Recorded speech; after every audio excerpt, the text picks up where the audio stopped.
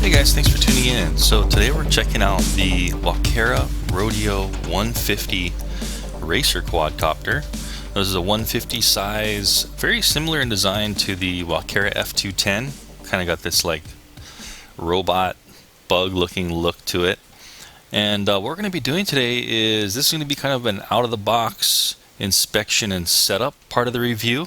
I'm going to have another video which I do a FPV flight test in the park.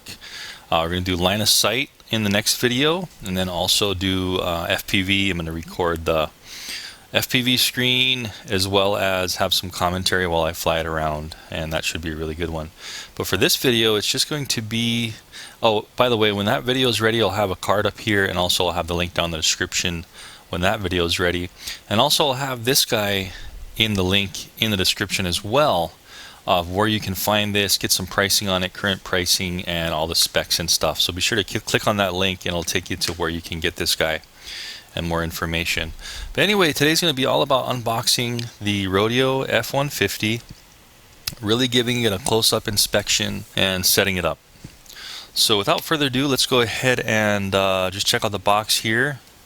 So pretty self-explanatory. On the front you have that graphic. The sides, it just lists some specifications.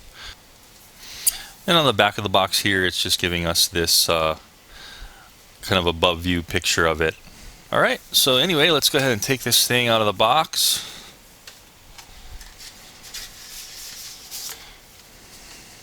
Please watch video tutorials at walkera.com. So apparently they have some video there.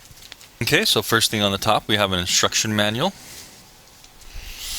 And this is where we're going to kind of get into where the quad is. So wow, pretty cool looking little thing in here. Let's go ahead and pull this out and get a little bit more of a close-up look on it. So here it is, the little RODEO 150. This is going to be fun doing a flight test. So these are the antennas that pop up here. It looks like they kind of improved on a lot of the things from the F210 as far as the way the antennas work. They're a little bit more rigid, and I don't see any problems with anything. The other one, I had some problems with these pins falling out. So these look like they're in there a lot better. There's our little transmitter for the antenna. So that's pretty neat. Looks like they put on this coating here for packaging purposes. So, you know, keep everything from being scratched. Here's the camera here. There's also a lens cover. We'll take that off as well. But really cool looking little guy here. You can see the LED lights in the front. On the motors, we can see here we've got no writing on the motors, no indication easily of what these are, what type of kV motors these are. But I will have the specs on that. They will have the specs on all this in the link in the description below the video, so you can check all that stuff out. So very similar to the design on the F210. Same basic design. Here's our legs here. The legs are of kind of a hard plastic. They got this little rubber feet here for touching down. And this is like an all enclosed design, where I believe on the F210 it was a little bit more open. But this is all enclosed now. These are just self-tightening propellers on here. You can see the kind of the clearances to the front there on the propellers. These ones actually slide right underneath that top there, and there's the clearances on that. But pretty interesting design here. Here's the camera that we can kind of just push up and down. It looks like it's pushing up and down fairly easily in here, so I definitely want to be tightening this little screw. There's a little screw in there. You can see there that we would tighten to make the camera a little bit more rigid, so it won't be moving around. And as far as the angle of FPV camera attack this guy has, you can go all the way to pointing down, which looks like you might actually have a little bit of this black in view, all the way up at a crazy steep angle. So I have it pushed all the way to the top as far as it'll go, and you can see how crazy of an angle that is. Basically, it's going to take the quad about this much of an angle for that camera to be flat against the horizon there. So looks like you can do some crazy fast flying with this one if you're a good FPV racer. Of course, you know, start off with the camera lower straight ahead, or maybe a little bit up when you're beginning, and then as you get better, keep raising it up for faster flight. So it looks like what they gave us on the side here is a receiver switch, toggle switch for using PPM or S-Bus. External receiver connection on the top rail here, and on the bottom rail it's saying a 5-volt output power port. I believe this one has an integrated beeper. And as far as accessing the flight controller software, they've got this micro USB port here, right on the same side as this rail here. So you can plug in with the provided cable into your PC and go ahead and adjust the settings in the flight controller to your liking. Dual LED lights on the front. I'm not easily seeing any LED lights on the back, but here is the battery compartment. And to access this battery compartment, we just push up while we pull back and it slides this guy out. And there's our battery compartment. We have one of those mini EC2 type connectors. Since this is only a 2S battery, a battery that's half the voltage of the larger quad. Anyway, that's the quad up close. Actually, there's a little port here on top. Let's see if we can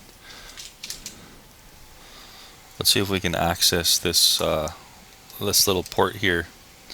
Okay, so the little port on the very top is showing us, it looks like possibly a bind button here, and then also we've got a 3-dip switch for our FPV channel changing there, and then this is just kind of a push-in silicone plug to cover that up.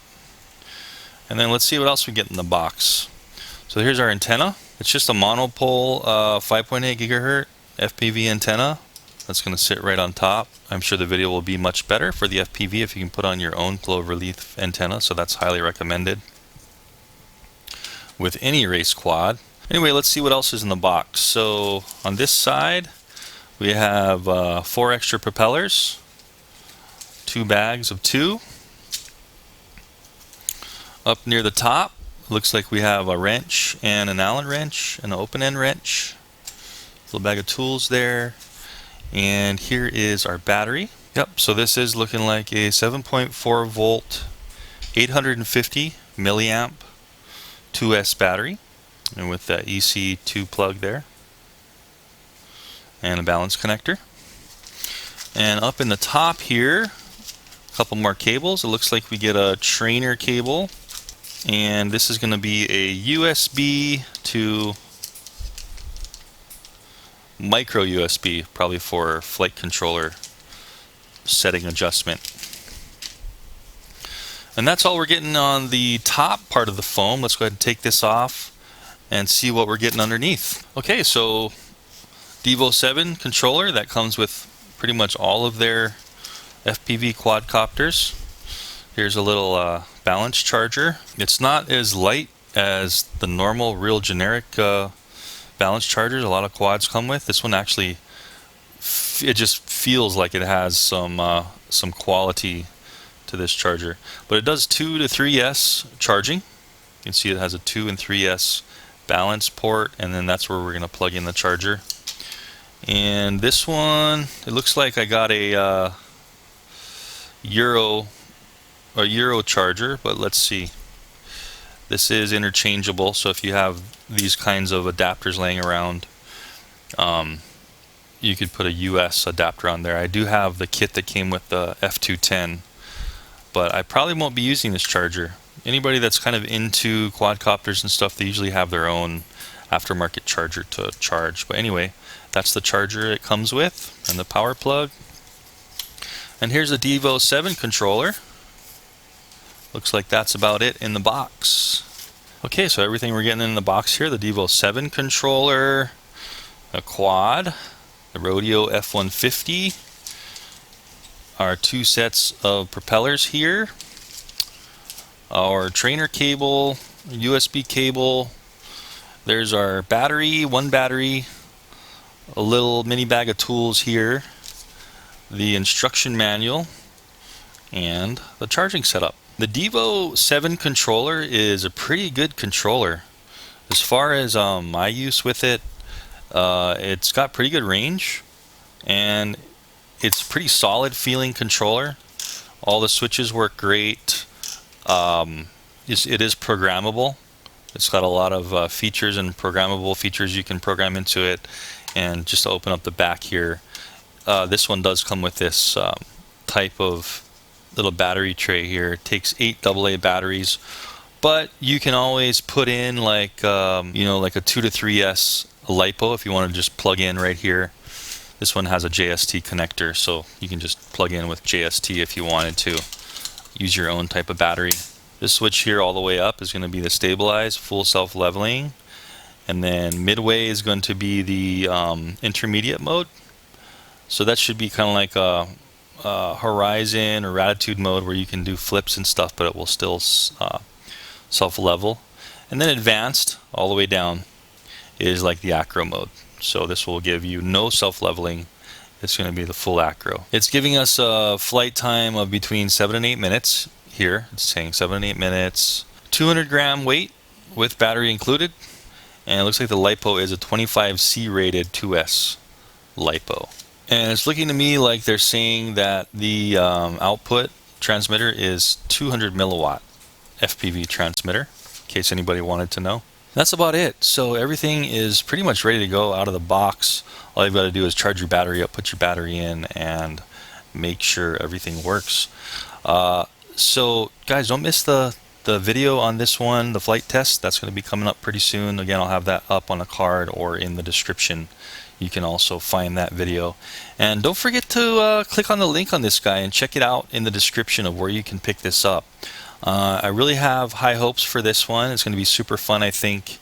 If it's anything like their F210 model, the bigger model they had, it's going to be really fun. So anyways, thanks for tuning in, and I'll see you guys in the next video. Thanks for watching.